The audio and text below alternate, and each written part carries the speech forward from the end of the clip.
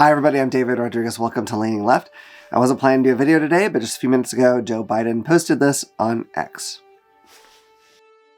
My fellow Americans, over the past 3.5 years, we have made great progress as a nation.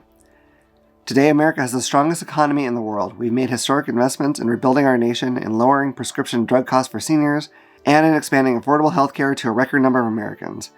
We've provided critically needed care to 1 million veterans exposed to toxic substances, passed the first gun safety law in 30 years, appointed the first African-American woman to the Supreme Court, and passed the most significant climate legislation in the history of the world. America has never been better positioned to lead than we are today. I know none of this could have been done without you, the American people. Together, we overcame a once-in-a-century pandemic and the worst economic crisis since the Great Depression. We protected and preserved our democracy, and we revitalized and strengthened our alliances around the world. It has been the greatest honor of my life to serve as your president. And while it has been my intention to seek re-election, I believe it is in the best interest of my party and the country for me to stand down and focus solely on fulfilling my duties as president for the remainder of my term. I will speak to the nation later this week in more detail about my decision. For now, let me express my deepest gratitude to all who have worked so hard to see me re-elected. I want to thank Vice President Kamala Harris for being an extraordinary partner in all this work, and let me express my heartfelt appreciation to the American people for the faith and trust you have placed in me. I believe today what I always have, that there's nothing America can't do when we do it together. We just have to remember we are the United States of America. Joe Biden. Wow, that is massive news. It's been, ever since the debate, people have been going back and forth whether or not he should stay, whether or not he should go. There's been lots of infighting in the party, which has kind of made me sad. Like, I personally have felt that he should have stayed in. But I also understood where the people who felt against it were coming from, at least in the sense that we're all worried about the same thing. Like, we are all worried that Donald Trump will win the election, and that'll pretty much be the end of America as we know it. So, we don't know who's going to take his place yet. I think it'd be an incredible mistake if they don't use Kamala Harris. I know AOC has said that in the discussions about this, people have been talking about getting rid of the entire ticket, not just Joe Biden. I think that would be really, really a massive mistake for a number of reasons. I think that it shows would show a lot of disrespect of women and people of color. I think it's I think it's a bad idea because even the people who didn't want Joe Biden to leave, at least myself included, would feel that she would be the one who would most likely continue what he started and hopefully change the things that we didn't like. There's certainly things that Joe Biden did that I and many people thought were mistakes or not done well. Overall, though, he's been a great president. He's done more than any president in my lifetime, for sure, and more that I like as well. But I mean, even if they're sane, people who don't like him would have to admit that he's done a ton. If they're sane, which they probably aren't. So for those of you, or of us, I should say, who are sad, I'm there with you. Especially not yet knowing, what's going to happen next. But I want to try to focus on the positives of this. For years and years, the Republicans have come up with lie after lie and fake controversy after fake controversy about Joe Biden. I mean, they've made their whole personality talking about Joe Biden and Hunter's laptop and that Joe Biden is supposedly a pedo, even though there's no, actual real accusations of that. As far as the showering incident, his daughter has come out and said that this is being taken completely not how it actually was by the Republican Party. So, there's no other reason to think that anything else happened there. But regardless, it doesn't matter. The thing is that they've wasted so much time with all that crap, and now it's gone. I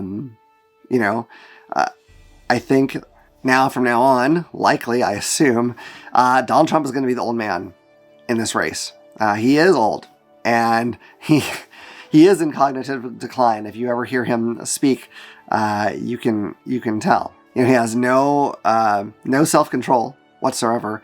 If you had the misfortune of watching his hour-and-a-half long convention speech, I actually stopped at some point because it was just getting to be the same as it always was. But he started off, pretty good, I guess. Like, he's talking about the assassination attempt. He's kind of making it a bigger I don't know, he tried to make it like he was saved by God or whatever, which is a little crazy. You know, he talked about the man who was killed.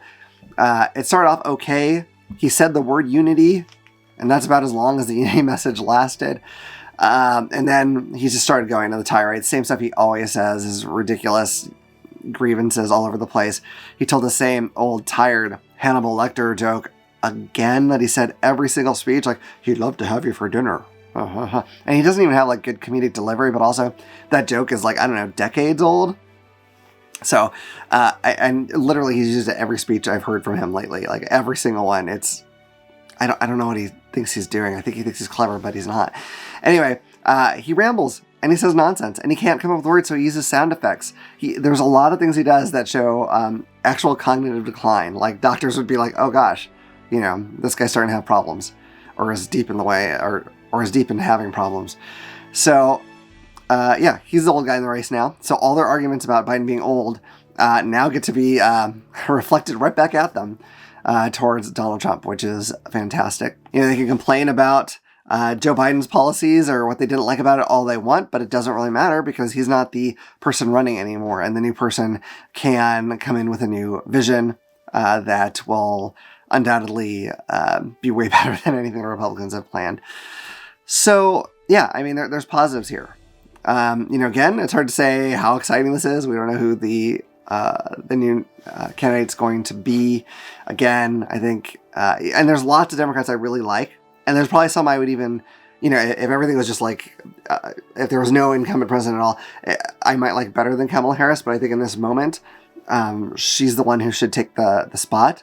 I think it'd be a strategic screw up of epic degrees to not have her take that spot. But we'll see what happens. Either way, I think the most important thing for all of us, whether we thought he should step down or he shouldn't, whether we think that whoever they replace him with is the right choice or isn't, we have to remember, and this is something that I've said, I think since Donald Trump was running the first time, was that I have dropped into the toilet things that would be a better president than Donald Trump, because while those things might also be just as disgusting, they wouldn't actively be trying to harm the country.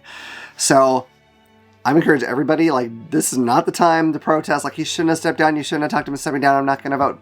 Please, for the love of God, don't do that. I understand the feeling, but this is not the time, because this might be the last choice for president we ever have again if Donald Trump wins. If we want to have the possibility of doing better and better in the future, we need to come out now and we need to vote for the Democratic candidate, whoever it is. Whoever it is, and we need to be fully in support. You know, once that decision's made, once it is locked in, don't complain about it. I'm just saying, please don't, because we need everyone to be backing up this person so that that person can win. Whatever that person does in office afterwards, we can complain all we want. We can go crazy with complaints if we need to. Hopefully not. Hopefully there won't be that many, but we could do it then. Before the election is not the time to complain. For the love of God, support whoever the person is. Whoever it is. I have my opinion, you've heard it. But if they choose someone else, that's great. You know, if they don't choose Kamala Harris, if they choose Gavin Newsom or Gretchen Whitmer or the person who made my sandwich at Subway the other day, I don't give a damn. Whoever that person is, that person will have my 100% support. Enthusiastic support. Because that person is what's standing between us and authoritarianism. And we need to keep our eyes on the prize here. Anyway, those are my thoughts on it. I would love to hear yours. I would ask, I mean, this is like seriously, and not just about this topic, but anything. Let's not fight amongst ourselves. Let's not fight. We can disagree. We can have, you know, arguments that are calm and thoughtful, because we are the party of that. Let's not fight about it. Let's just not. It's not helpful to anybody, and it loses us the election. So, but by all means, you can disagree with me, and that's fine, and we can discuss that as well as we can in the YouTube comment section. I would love to hear it. I'm very interested in other people's thoughts. I don't claim to know it all, so please tell me what you think. Anyway, I hope you've enjoyed this video. If you have, please hit like and subscribe and click the little bell icon so you can know about the next time I put out a video. And in the meantime, stay woke, stay vigilant, keep fighting, and remember, If you keep leaning left, you'll always be right.